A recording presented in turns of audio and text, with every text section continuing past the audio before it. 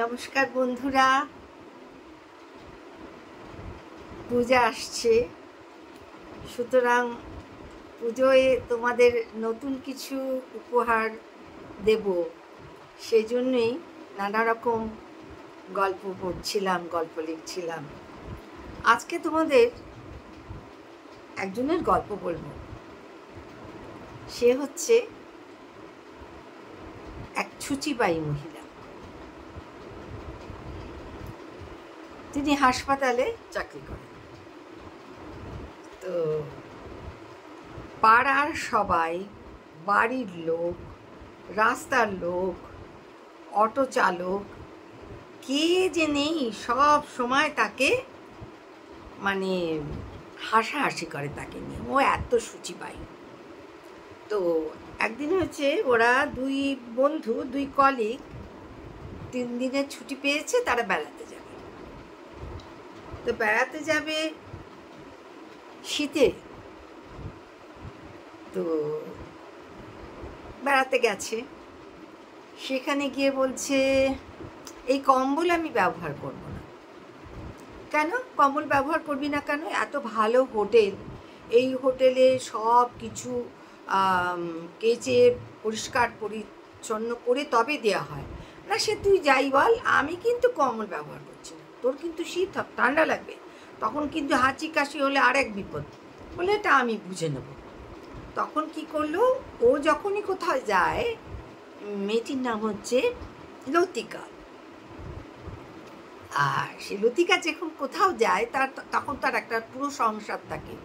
Dettol, সাবান, hand wash, ছোট towel, বিছানার চাদর। সে যে হোটেলে উঠেছে, সেই হোটেলে চাদর যতই পরিষ্কার হোক, সেখানে নিজের চাদরটি পাতবে, বালিশের ওয়ারটি লাগাবে, তারপরে আর তো কিছু আনেনি, সুতরাং গায়ের শালটি সে যাবে, শোবে। আচ্ছা ঠিক আছে, এখন তুই বন্ধুতে তুই এত শুচিবাই কেন রে? হ্যাঁ, এই কি এই বয়সে, অল্প বয়সে একটা মাত্র ছেলে? বলে সেটা তো আমার ব্যাপার, তোদের কি? তুই এত নোংরা যে তোর পাশে শোয়াই যায় না। এই নিয়ে দুজনে লেগে গেল। আচ্ছা যাই হোক, লেগে তো গেল। তারপরে সকালবেলা ওরা ঘুরতে বেরোবে। তো এরকম হচ্ছে, ঘুরে টুরে এসে সে তার বাথরুমে পরিষ্কার পরিচ্ছন্ন হতে এই ঠান্ডাতেও বেশ 1 ঘন্টা সময় লেগে গেল। এবার কি হয়েছে, কাজে গেছে, সে হসপিটালে কাজ করে। তো কাজে গেছে, কাজে গিয়ে প্রথম সে চলে যাবে বাথরুমে।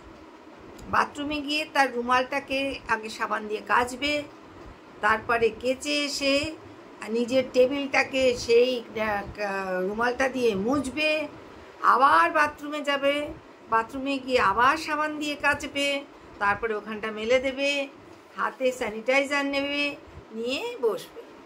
এখন যে মাসি ঘরদোর মোছামুছি করে, সে খুব বিরক্ত হয়। সে বলে যে এই তুমি পরিষ্কার করে গেলাম, তো আবার জল জল করেছে গোটা ইয়ে, তা কমপ্লেন করেছো না। তাও তো ওয়ার্ডেন এসছে, বলছে তুমি কি করো বলো তো লতিকা, আমাকে কমপ্লেন করছে বলে কি করি? তখন বলছে যে এই যে জল, বলে এটা বেশি হাইজেন। আমি রাস্তায় আসি, কত নোংরা, লোকের ধুতু, বাসে টাসে আসি, অটোতে, কার কী রোগ আছে কিছু জানি কি? তো সুতরাং আমাকে আমার সেফটিটা রাখতে হবে না, সেই জন্য আমি এগুলো করি। তখন আর মাসির কথা বলছো? সে যে কোত্থেকে আসে রাত্রিবেলা উঠে, সকালবেলা, হ্যাঁ, সে যে কত পরিচ্ছন্ন, সে তো তাকে দেখতেই পাই। সুতরাং আমি কিন্তু আমার এটা থাকবে। যাই হোক, তাকে কেউ ঘাটায় না। এখন সমস্যাটা একদিন হলো, অটোতে বসতে গিয়ে সে অটোতে গোলপাড় করতে আসবে। তো ইতিমধ্যে একটি ছেলে, ইয়াং ছেলে, সে বসে আছে। বলছে ও ভাই তুমি কোথায় যাবে গো? বলে আপনার তাতে কি দরকার? না জিজ্ঞেস করছিলাম আর কি। বলছে কেন? না জিজ্ঞেস করছিলাম না, আমি ঢাকুরিয়া নামবো। ও আমি তো গোলপাড় নামবো, তা আমাকে ওই দিকে ওই সিটটা দিন। বলে কি আশ্চর্য, আমি আগে এসছি, আমি তো ওইখানটাই বসবো। না না না। তখন যে অটো চালক, সে তো ওনাকে বিলক্ষণ চেনে, হাসাহাসি করে ওনাকে। বলছে আরে ভালোই তো বলছে, আবার আপনাকে ডিঙিয়ে নামতে হবে, দিন না ওনাকে। তখন লতিকা কী করলো, স্যানিটাইজার বার করলো, রুমালটি বার করলো, বের করে অটোর সিটটি মুছলো, হ্যান্ডেলটি মুছলো, পিঠটা মুছলো, সব মুছে টুছে বসলো। আর সবাই তো দেখছে আর হাসছে। ছেলেটাও বুঝলো এই যে সূচিবাহীগ্রস্ত মহিলার পাশে বসেছে, সে এমন সিটকে বসে আছে যে কারোর সাথে যেন ওর গাটা না লাগে। বেশ চলে এসছে এবার। সবাই খুব দেখলেই মানে সবাই জানে ওই সিটটা ওর, সুতরাং কেউ কোনো গন্ডগোল করে না, বসে পড়ে। এইবার স্বামী বেচারা খুব শান্তশিষ্ট ভদ্রলোক, একটি মাত্র ছিল, তার নাম বিভু। বলছে তুমি কি গো, এই বয়সে এত সূচিবাই কেন তোমার? হ্যাঁ, অফিস থেকে এসে 1 ঘন্টা বাথরুমে, তারপর যেইখানটায় তুমি হাত দেবে সেগুলোকে সব কাপ দিয়ে মুছছো কেন? আমরা কি অসুচি না কি আমরা একদম জাতা? তোমরা জাতা, তোমাদের পাশে বসতে শুধুই আমার ইচ্ছা করে না। কি নোংরা, পরিষ্কার না, এসব বললো। তার স্বামী তাকে আর বিশেষ খাটাল।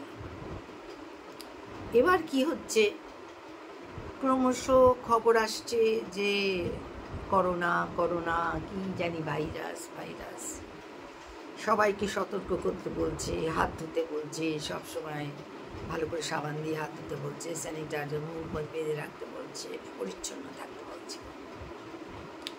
এদিকে বিভু না ওর নামটা, যে ওর ছেলে, যে সে বললো মা শোনো, আমাদের এই ফ্ল্যাটটা 550 স্কোয়ার ফিট, তোমার যেখানে বাথরুম তার পাশেই তোমার রান্নাঘর, ওই একটাই দেয়াল, তোমার যেখানে শোয়ার ঘর তার পাশে বাথরুম, তার পাশে তোমার ঠাকুর ঘর, সেই একটাই দেয়াল। তাহলে সব তো ঠেকাঠেকি এমনিই হচ্ছে, তুমি আর কত মুছবে, কত পরিষ্কার করবে? বলে সে তোমরা যাই করো, সে তোমরা আমাকে যা যেভাবে যাই বলো, আমি আমার বেসিক যে আমার যে পরিষ্কার পরিচ্ছন্নতা, এটা থেকে তোমরা আমাকে কিছুতেই সরাতে পারবে না। স্বামী বলে কি, থাক ছেড়ে দে, কিছু বলিস না। তা যাই হোক, ওরা থাকে ওদের মতে, ওর মা থাকে তার মতে। অসুবিধা একটাই, সচিবাই সে যদি টাকাটা দেয় সেটাকে পারলে জলে চুবিয়ে দিলেও ভালো হয়, বা কার থেকে যখন পয়সা নেয় সেগুলোকে আগে সাবান জলে ধুয়ে তারপর রাখে। তোর স্বামী বলে তো তার পরে একটা অসুখ হবে, বলে যখন হবে তখন হবে, এখন তো হয়নি, এটা আমার বেসিক পরিষ্কার করেছে। তারপর এদিকে মহামারী গ্রাস করেছে, সবাই মুখোশ পরে বেড়াচ্ছে, সঙ্গে স্যানিটাইজার। অফিসে এসে দেখছে হসপিটালে সবাই বারবার সাবান দিয়ে হাত ধুচ্ছে, মুখ পরিষ্কার করছে। তখন বলল, সে এসে নিজে মুচকি হাসছে, কি কেমন দিলাম, গোটা বিশ্ব এখন আমার থেকে এটা শিখলো। জানাবে কেমন লাগলো।